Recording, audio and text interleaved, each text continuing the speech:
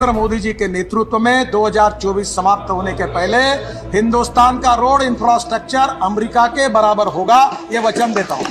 और हालत देखो देश की सड़कों की, एक ही बारिश में पुल टूटने शुरू हो जाते हैं। मध्य प्रदेश में 1600 करोड़ में बन रहा हाईवे पूरा होने से पहले ही टूटने लगा। देखिए बारिश में इसका क्या हाल हो गया। अब देखिए ये अमृतसर जामनगर हाईवे, जिसे लेकर मोदी सरकार ने बड़े बड़े एड्स भी लगाए थे। कंस्ट्रक्शन कंप्लीट होने के कुछ ही महीनों बाद देखिए क्या हालत हो गई है इसकी। इसी तरीके से तेलंगाना में NH-44 जमीन के अंदर धंस गया। गुजरात में सूरत मुंबई नेशनल हाईवे पर बड़े बड़े गड्ढे हो गए, लेकिन उन्हें कोई देखने वाला नहीं है। और मैं यहाँ सिर्फ नितिन गडकरी को सिंगल आउट नहीं कर रहा हूँ, मोदी सरकार में मौजूद हर एक मंत्री की हालत देख लीजिए। फाइनेंस मिनिस्टर हो चाहे फॉरेन मिनिस्टर हो, एनवायरमेंट मिनिस्टर हो चाहे एजुकेशन मिनिस्टर हो, एक भी फील्ड में ढंग का काम हो रहा हो तो बता दो। जनता को तो कुछ मिल नहीं रहा है, लेकिन इन बीजेपी नेताओं के बेटों को देखिए क्या मिल रहा है। होम मिनिस्टर अमित शाह के बेटे जय शाह, ना ढंग से हिंदी बोलनी आती है ना ढंग से इंग्लिश बोलनी आती है। वर्ल्ड कप के लिए कुछ बोलता क्यों नहीं हूँ मैं? As you are knowing that we are living in लेकिन इंडियन क्रिकेट का पूरा कंट्रोल इनके हाथ में दे दिया गया। अक्टूबर 2019 में BCCI के सेक्रेटरी से शुरू होकर आज ये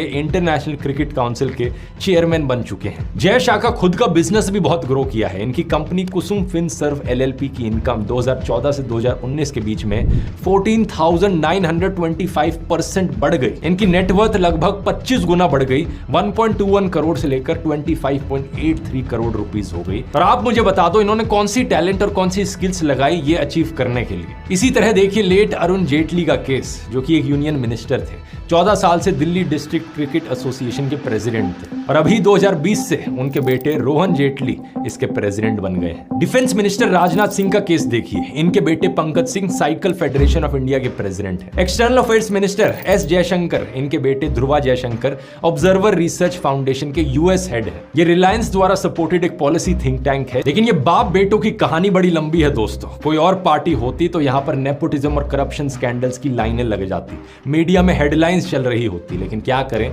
गोदी मीडिया इन खबरों को आपको दिखाएगा ही नहीं। टॉपिक से हम थोड़ा डाइवर्ट कर गए हैं, यहाँ पर वापस E20 फ्यूल की कहानी पर आए हैं। तो ओवरऑल ये एक अच्छी चीज है दोस्तों, लेकिन बात यहाँ नियत और इम्प्लीमेंटेशन की है। सरकार की यहाँ पर नियत खराब है और इम्प्लीमेंटेशन फेल है। ब्राजील ने जो ट्रांजिशन 50 सालों में किया है, इंडिया में वही ट्रांजिशन 5 सालों में जनता पर फोर्स किया जा रहा है, और वो भी बिना प्रॉपर इंफ्रास्ट्रक्चर के। सरकार को बस 3 चीजें करनी थी और किसी को कोई प्रॉब्लम नहीं होती। पहला, लोगों को समय देना चाहिए था। जो 2030 की ओरिजिनल डेट थी उस पर करते तो किसी को दिक्कत नहीं होती, क्योंकि तब तक ऑलरेडी 7 साल हो चुके होते E20 कंप्लायंट गाड़ियां आए हुए। दूसरा, ये बात बड़ी क्लियर है कि इथेनॉल इस्तेमाल करने से सरकार के